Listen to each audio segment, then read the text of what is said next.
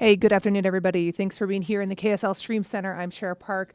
We're bringing you in this morning because we have had some breaking news down in the Provo area where we have had a body that was discovered in a shed overnight or last night. And we've had some disturbing news come from that as a homicide investigation is now underway. And we learned that a missing Springville woman has been connected to this case. I've got Brian Carlson, who has been out there at the scene overnight, joining us now. Brian, walk us through what you know in this case. It was just really minutes ago that the missing woman was connected to this body that was discovered in this shed. So walk us through what's going on down there. Yeah, the timing was pretty interesting. I mean, if you want any kind of news transparency, I just put out my report saying we were thinking that she may be connected to it. We didn't have that confirmation yet. And then all of a sudden the confirmation came through from Springville police that it was her and that we had to rewrite everything, redo the upcoming news story we're doing for television.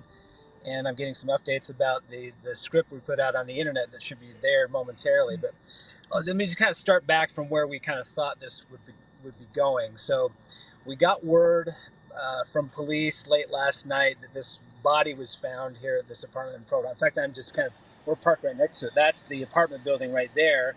You're looking at home where the body was found. It's in the backyard of that apartment building. So they got a call, 911 call over the weekend saying, hey, we heard from someone that someone may have died. Well, that wasn't the person who had tipped off police. They had said, hey, look, we heard from somebody else that this guy had killed somebody. Well, they talked to that person who then said, yeah, I talked to this guy and he admitted that he did something wrong. He pulled a Rick, is what he said. Now, what that meant was that Rick was a family member who had previously murdered his girlfriend, and this guy had dated a woman named Lisa who was missing in Springville.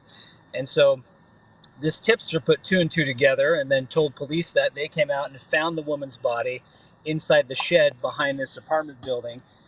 And they were able to say that there was a sheet kind of holding everything back, as almost to contain the smell, perhaps. And I talked to some neighbors who were out here, and they said that there was also this guy who was the accused killer who had been burning wood, not like on a barbecue or anything, but he was burning wood just outside the apartment for a number of days. And the neighbors I talked to think that he may have been doing that to try and cover up the smell. Another interesting thing was the neighbors think that this guy was such an ordinary type guy. They said, quote to me, that it's just another guy you would see at the grocery store. Very friendly, nice to talk with. They go out and have smokes together outside the apartment here, but you never would have guessed that he was the guy who was capable of committing murder. But here we are talking about this man arrested for the murder of this woman who's missing in Springville. Okay, and so what we have here is 53-year-old Arturo Carrion, who has been arrested and booked into the Utah County Jail for investigation of murder. This all unfolding in the 700 block of Heather Lane there in Provo. So tell us a little bit about what we know about the victim. We understand from Springville that this is a woman who was reported missing in December. Is that correct, Brian?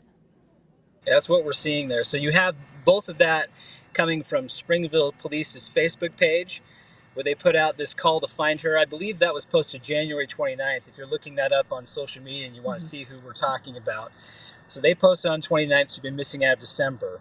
But you have this conversation we're getting from a court document from police that we just got this morning, stating that they were aware of this person named Lisa, who, the spellings here is important, L-E-S-A. And so they knew that there was a Lisa, L-E-S-A, who was missing out of Springville. And that's what's helped us connect that this morning, is how many Lisas, L-E-S-A, do you know? So police were under the impression they knew that she'd been missing out of Springville. And they had a long relationship where apparently back in November, there was some kind of domestic violence arrest that he was guilty of, that he was arrested for.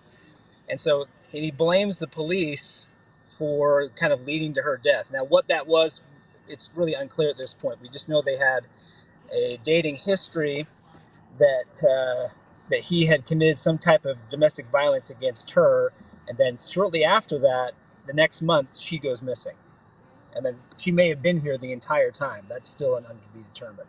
Wow. Okay. Yeah. I'm looking at this article from Pat Reevy here at KSL.com. Lisa Hyde, last seen around the end of December, according to that Facebook post that Brian just mentioned there from Springville Police on January 29th.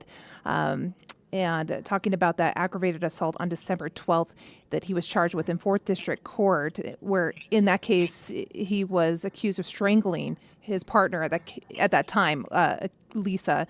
So we are looking at a history of domestic violence in this case, and now we have this woman who has turned up dead in this shed, and we really don't know how long she's actually been there. I think that's the big question now too, Brian, is how long was she in that shed, and what unfolded leading up to that moment where she ends up there. And so what is the scene like there? I assume there's still a lot of investigating happening. Yeah. Now, I did talk with Provo Police this morning, who gave us an update a bit on that. So we know that the medical examiner has retrieved her body. That happened around 3:45 this morning. And then you have investigators, at least from Provo Police, and what they're telling me is they did most of their work yesterday. And so this goes back to the call came in around 4 something yesterday afternoon. You'll have to correct me on the time, but it definitely came in kind of late afternoon Sunday. And so they've been working on it since then. And you still got, I'm just looking at my window here, you got Provo Police on scene with the police caution tape kind of gardening off both areas that you're showing people at home. Mm-hmm. And they believe they're going to, and I just saw a number of different Provo officers, forensics investigators coming on the scene, doing a number of different jobs, all related to gathering information, gathering evidence. But that just started in the last hour. So we're going to anticipate that they're going to be here for at least some time today. But owing to what Provo Police had told me already, that most of the work was done. How long they'll be here today is uncertain. We know they just got started this morning. Oh, what a really sad ending to this missing persons case there. And like you said, you've been talking to neighbors who, I mean, totally kind of blindsided by this, would never have suspected this from their neighbor. I heard your interview with one neighbor who said they were just out talking last night, didn't even think about it. Like it wasn't even something that would have crossed their mind in talking with this individual. All right, Brian Carlson joined us live from the scene. Thank you. We appreciate that. We'll get an update from you on KSL 5 News at noon. So Brian, appreciate your time there. We'll let you get back to it.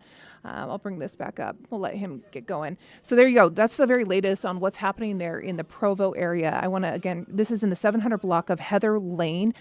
This was a body that was discovered in a shed yesterday, at some point yesterday, and it turns out that Arturo Carrion, 53 years old, arrested in connection with the death of an ex-girlfriend who Springville police confirmed, Lisa Hyde, who was last seen around the end of December, according to a post on their Facebook page just a short time ago. And so that's the connection there of this missing woman. And apparently there had been some sort of a history of domestic violence between the two. And so we'll stay on scene there. Brian's gathering more information. We'll get more from him coming up on KSL 5 News at noon, but wanted to bring you the very latest on this breaking situation. Really sad, unfortunate scene unfolding there in Provo, knowing that this woman had been murdered, had been in the shed, and that there had been some a violent crime that had taken place at some point. We'll get more details on that as this investigation unfolds, but that's the very latest there from Provo. So continue to follow along with KSLTV.com, KSL.com as well, and over on KSL TV, KSL 5 News at noon, and we'll bring you updates as we get them into the newsroom. But that's the very latest here from the KSL Stream Center. Thanks, everybody.